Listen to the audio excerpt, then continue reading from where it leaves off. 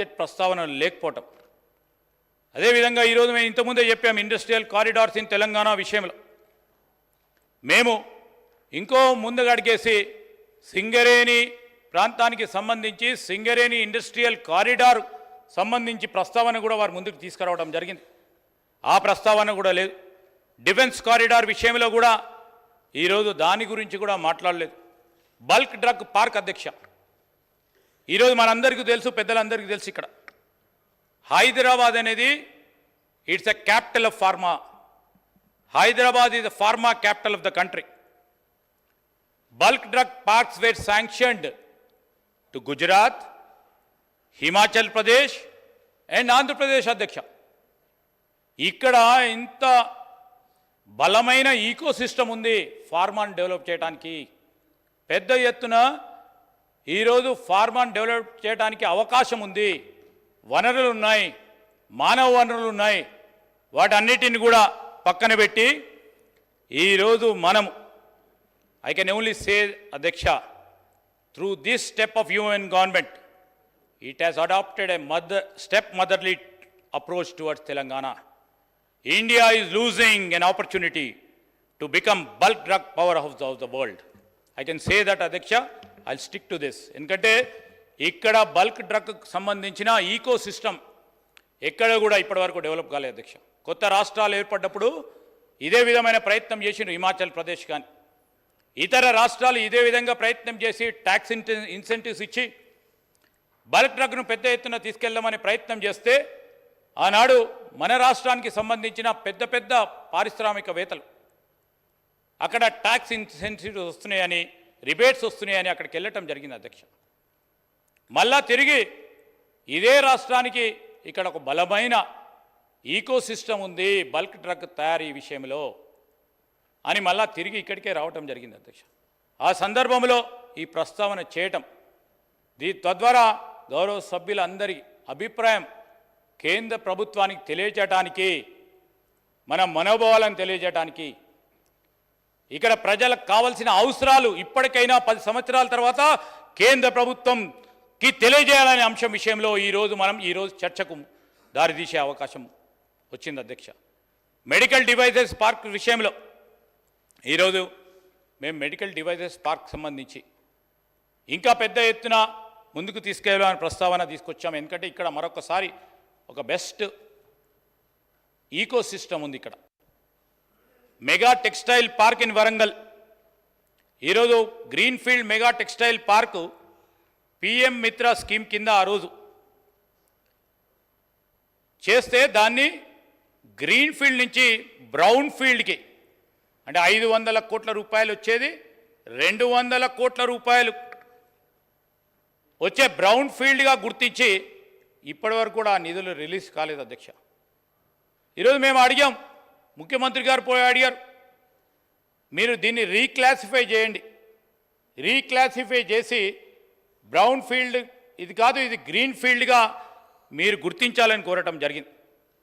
అదేవిధంగా national institute of డిజైన్కి సంబంధించి ఆ రోజు 2013లో అప్పుడున్న మా యూపీఏ ప్రభుత్వం శంకుస్థాపన చేస్తే దాన్ని నేషనల్ ఈరోజు ఇన్స్టిట్యూట్ ఆఫ్ డిజైన్ని ఆంధ్రప్రదేశ్ రాష్ట్రానికి షిఫ్ట్ చేయడం జరిగింది. మెగా లెదర్ పార్క్స్ విషయంలో కానీ, అదేవిధంగా మరి health, medical and family welfare డిపార్ట్మెంట్కి సంబంధించి ఎన్హెచ్ఎం గ్రాంట్కి సంబంధించి కానీ వాటి విషయంలో ప్రస్తావన తీసుకొచ్చి ముఖ్యమంత్రి గారు, సంబంధిత మంత్రి మా ఆరోగ్య శాఖ మంత్రి గారు మార్చిలో మరి ఆ సంబంధిత మంత్రివర్యులకు ఈ నేషనల్ హెల్త్ మిషన్కు సంబంధించి పెండింగ్ గ్రాంట్ విషయంలో వారి ప్రస్తావన తీసుకొస్తే ఇప్పటివరకు కూడా రిలీజ్ కాలేదు అధ్యక్ష. దీనికి సంబంధించే ఫైనాన్స్ కమిషన్ రిలీజ్ చేయాల్సిన 160 కోట్ల రూపాయలు కూడా రిలీజ్ కాకపోవటం చాలా దురదృష్టకరం, బాధకరం. అదేవిధంగా హార్టికల్చర్కి వచ్చే వరకు ఐసీఏఆర్ కింద ఫండ్స్ వస్తే హార్టికల్చర్ యూనివర్సిటీ ములుగ్గులో పెట్టాలని ఆలోచన చేస్తే అదే విశ్వవిద్యాలయం సంబంధించి ఐసీఏఆర్ని మీరు వెంటనే రిలీజ్ చేయండి 65 కోట్ల రూపాయలు కన్స్ట్రక్షన్ చేయాలి, గర్ల్స్ బాయ్స్ హాస్టల్ విషయంలో అండర్ గ్రాడ్యుయేట్ స్టూడెంట్స్ ఉంటారు ఇక్కడ, కానీ ఇప్పటి వరకు కూడా దాని విషయంలో ఇప్పటివరకు కూడా నిధులు రాకపోవటం. అదేవిధంగా ట్రైబల్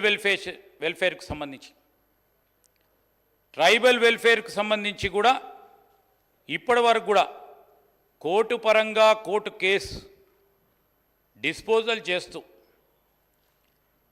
గౌరవ న్యాయస్థానాలు ఆదేశించినప్పటికీ ఇప్పటి వరకు కూడా పెండింగ్ కేసులను కూడా వాటిని పరిష్కారం చేయకపోవటం కేంద్ర ప్రభుత్వం ఉదాసీనతను మన రాష్ట్రం విషయంలో, రాష్ట్ర ప్రజల విషయంలో స్పష్టంగా కనబడతా ఉంది.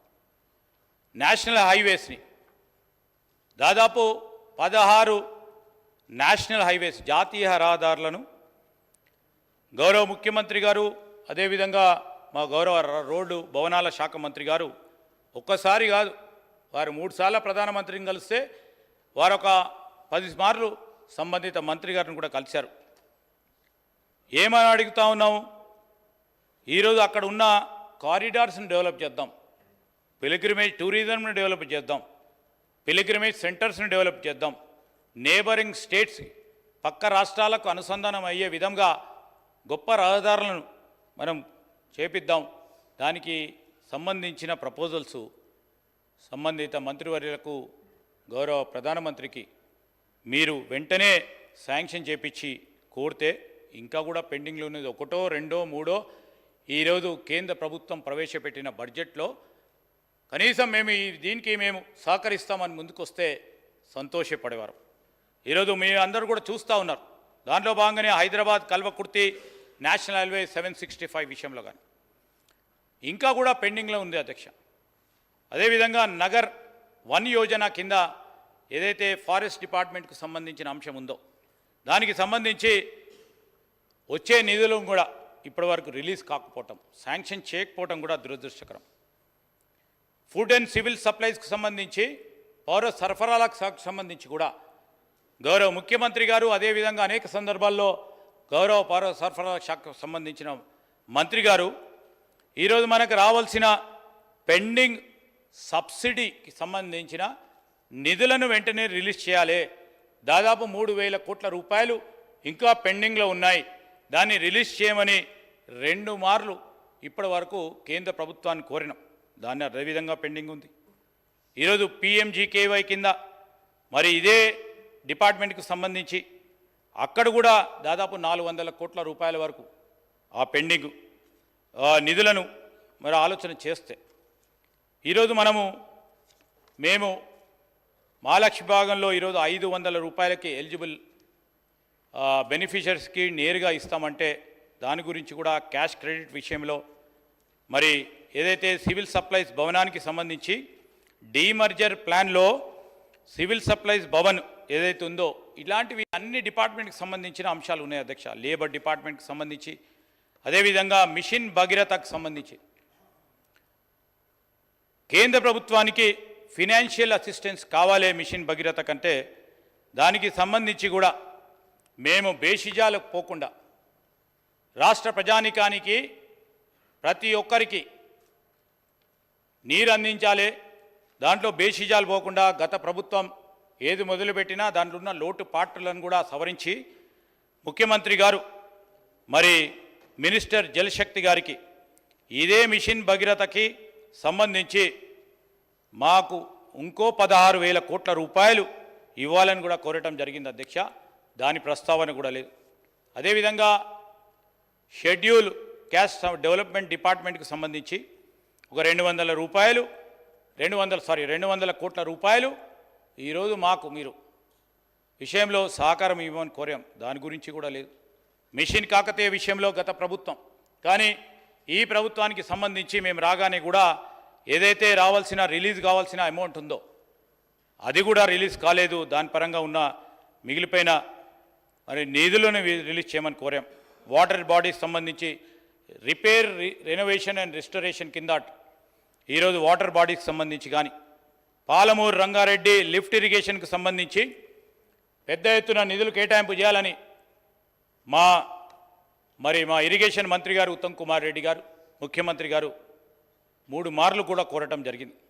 అదేవిధంగా పవర్కు సంబంధించి అధ్యక్ష, ఏదైతే ఈరోజు విద్యుత్ పరంగా యుటిలిటీస్ ఏవైతే ఉన్నాయో దానికి సంబంధించి డ్యూస్ ఏవైతే ఉన్నాయో కేంద్ర ప్రభుత్వం నుంచి వచ్చేది, ఆ డ్యూస్ అన్నిటిని కూడా రిలీజ్ చేయాలని డిస్కామ్స్ ఇబ్బంది పడతా ఉన్నాయి. ఆ డిస్కామ్స్కి సంబంధించి మీరు డ్యూస్ రిలీజ్ చేయకుంటే అతి కష్టంగా డిస్కామ్స్ ఈరోజు డిస్ట్రిబ్యూషన్ కంపెనీస్ పరంగా మరి రాబోయే కాలంలో ఇబ్బంది పడే ప్రమాదం ఉందని మరి అనేక సందర్భాల్లో కూడా చేయటం జరిగింది అధ్యక్ష. ఈరోజు మళ్ళా వచ్చే వరకు పట్టణాభివృద్ధికి సంబంధించి అర్బన్ డెవలప్మెంట్కి సంబంధించి అనేక కరెస్పాండెన్స్ కూడా కేంద్ర ప్రభుత్వానికి వివరించడం జరిగింది అధ్యక్ష. ఈరోజు మేము అడుగుతూ ఉన్నది ఒకటే, ఇన్ని హోమ్ డిపార్ట్మెంట్కి సంబంధించి మన ఐపీఎస్ క్యాడర్ రివ్యూకు సంబంధించిన 2021లో రాష్ట్ర ప్రభుత్వం నుంచి వచ్చిన మరి ప్రతిపాదన గురించి ఆలోచన చేయండి. సరిపోవటం లేదు. మరొక 70 మంది ఐపీఎస్ ఆఫీసర్లని రాష్ట్ర ప్రభుత్వానికి కేటాయింపు చేయాలంటే మరి ఇప్పటివరకు కూడా దాని విషయంలో ప్రస్తావన చేయకపోవటం. అదేవిధంగా ఇంతకుముందే చెప్పాము ఎల్డబ్ల్యూఈ డిస్ట్రిక్ట్ సంబంధించి ఇంకా అనేక విషయాలు మన రాష్ట్ర ప్రభుత్వానికి సంబంధించి రాష్ట్ర ప్రజలకు సంబంధించిన ప్రయోజనాల విషయంలో వివిధ డిపార్ట్మెంట్లకు సంబంధించి ఈరోజు మా ప్రభుత్వం ఏర్పాటైన తర్వాత ఈ విధమైన ప్రపోజల్స్ కేంద్ర ప్రభుత్వ పరంగా రావాల్సిన నిధులు, రిలీజ్ కావాల్సిన నిధులు, కొత్తగా మీరు ఇవ్వాల్సిన పర్మిషన్లు, కేటాయింపులు, వివిధ డిపార్ట్మెంట్లకు సంబంధించిన అనేక అంశాల విషయంలో వివక్ష జరిగింది. ఆ వివక్ష పూర్తి స్థాయిలో పస్ఫుటంగా నిన్న కేంద్ర ప్రభుత్వం ప్రవేశపెట్టిన బడ్జెట్లో కనబడ్డది. మేము అడుగుతా ఉన్నాం అధ్యక్ష, ఆ ప్రభుత్వం ఆంధ్రప్రదేశ్ రాష్ట్రానికి ఇచ్చిన ప్రజలు ఒకప్పుడు మనకు సంబంధించిన సోదరులు సోదరిమల్లే ఈరోజు కూడా వారికి ఎందుకు ఇచ్చామని అడుగుతలేం. ఏపీ రీఆర్గనైజేషన్ యాక్ట్కు సంబంధించి వారికి ఏ విధంగా ఏ రేషియో ఏ నిష్పత్తిలో ఆ రీఆర్గనైజేషన్కి సంబంధించిన నిష్పత్తి విషయంలో వివిధ డిపార్ట్మెంట్లకు సంబంధించిన ఆ రీఆర్గనైజేషన్ యాక్ట్ ఆస్పెక్ట్స్ అన్నిటికీ సంబంధించి కూడా ఈరోజు మాకు రావాల్సిన మా హక్కు, ఈ తెలంగాణ రాష్ట్ర ప్రజల హక్కు మాకు రావాలని ఒక పరంగా డిమాండ్ చేస్తూ ఇంకా సమయం ఉంది. గౌరవ బీజేపీ శాసనసభ్యులు ఉన్నారు, వారు కూడా మా అందరి అభిప్రాయాలను గౌరవిస్తారని మేము ఆశిస్తూ ఉన్నాం. ఈరోజు ఒక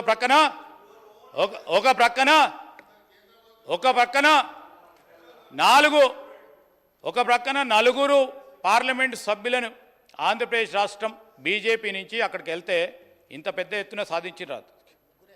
ముగ్గురే 8 మందిని ఇచ్చిన మన తెలంగాణ రాష్ట్ర ప్రజలు మీకు. దాంట్లో 2 గౌరవ మంత్రులు. మీకు బాధ్యత ఉందని మేము తెలియజేయడానికి, మీ బాధ్యతకు సంబంధించిన ఎక్కడ పొరపాటు జరుగుతూ ఉంది, దానివల్ల తెలంగాణ రాష్ట్ర ప్రజలు వారి హక్కులు కోల్పోతూ ఉన్నారు.